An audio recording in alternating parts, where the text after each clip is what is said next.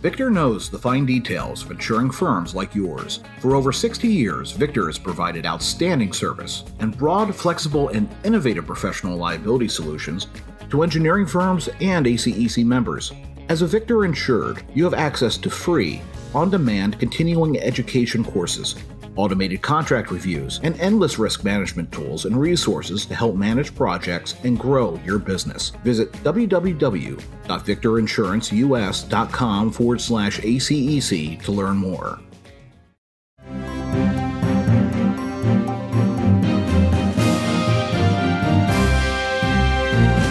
Welcome to the Engineering Influence, a podcast from the American Council of Engineering Companies, sponsored by Victor Insurance Managers, one of the largest and most experienced underwriting managers of professional liability and specialty insurance programs in the world.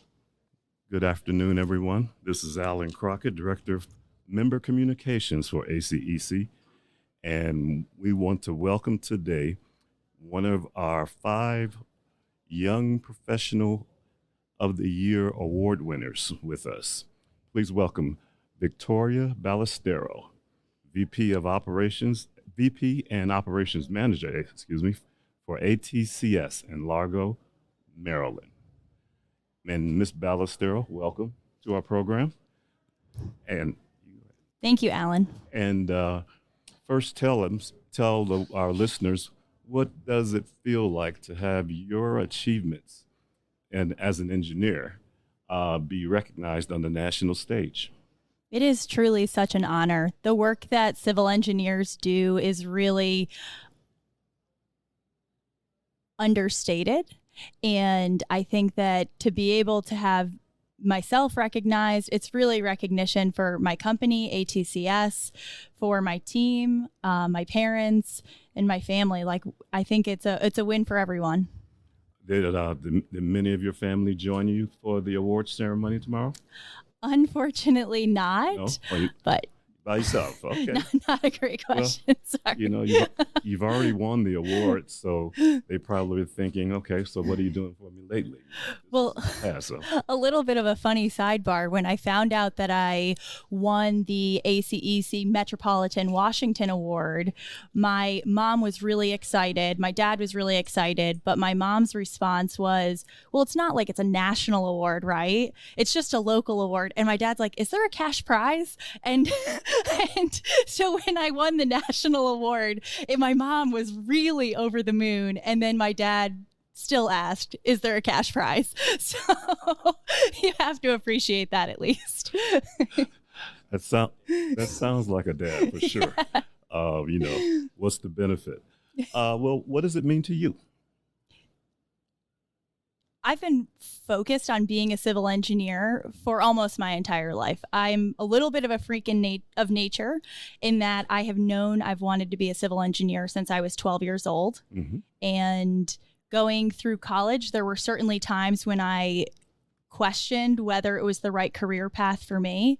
But ultimately, I ended up meeting a mentor who moved me from upstate New York down to Baltimore. And that really launched my career in land development engineering. And to see the consistency of working in this industry for 10 years start to pay off and start to be recognized for the work that I'm doing is just so deeply rewarding. Well, according to your submission, you helped open your firm's Prince George's County office. And at the same time, you're still a project manager and you're still a technical consultant in all that pie. Now, I understand where you get your technical expertise because that's what engineers go to school for. Where did this business management, I'm going to be the organizer, I'm going to be in charge of this whole operation for your firms in a new location, where did that come from? Sure. I've always known that I wanted to focus on the business side of engineering. I think that the work that gets done by engineers is really fascinating, and I'm proud to be a professional engineer, but I also really just love the business side of it. I love the relationship piece of it. I like having those relationships that have been nurtured over time come to fruition. And so for me, it hasn't been a question of whether I was going to do it. It was really how I was going to do it. Mm-hmm. And so after getting my degree in a bachelor's of science in civil engineering and, working for several years, I decided to pursue my MBA. And certainly you don't need an MBA for the work that I'm doing, but I think that it's been really valuable for me in better understanding the accounting and finance side of the business of engineering. And so I think that has been one tool. I've also done a ton of on-the-job training.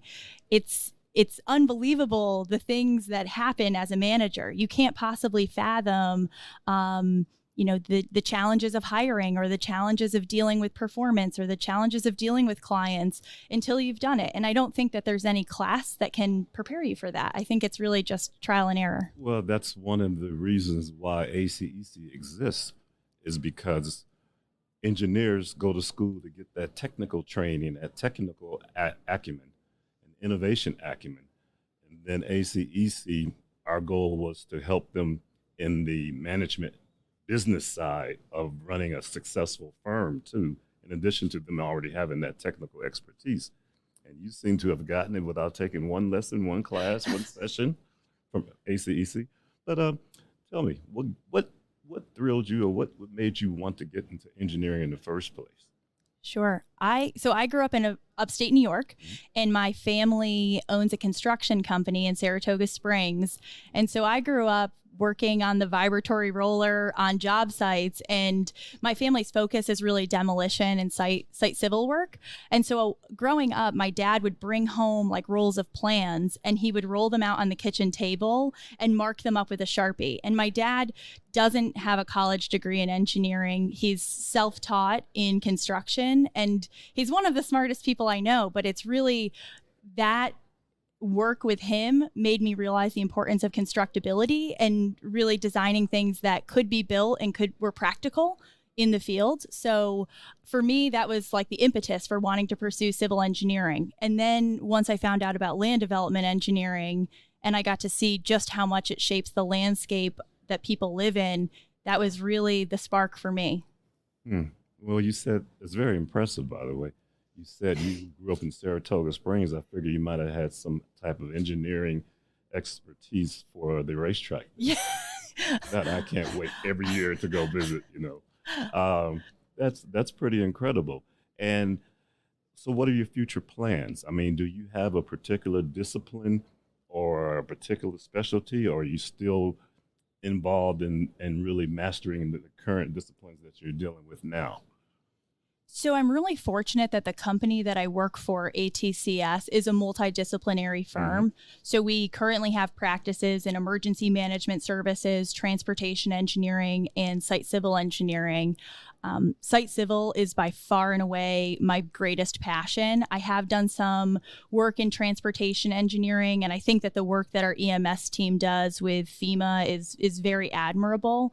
But my real interest is in the private sector land development. A lot of the projects that my team is doing right now are affordable housing projects.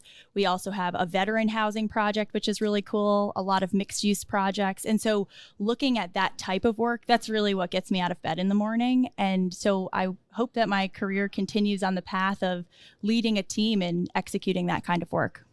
Oh, that's excellent. Very impressive. Does your firm operate mostly in Maryland or mostly on the East Coast?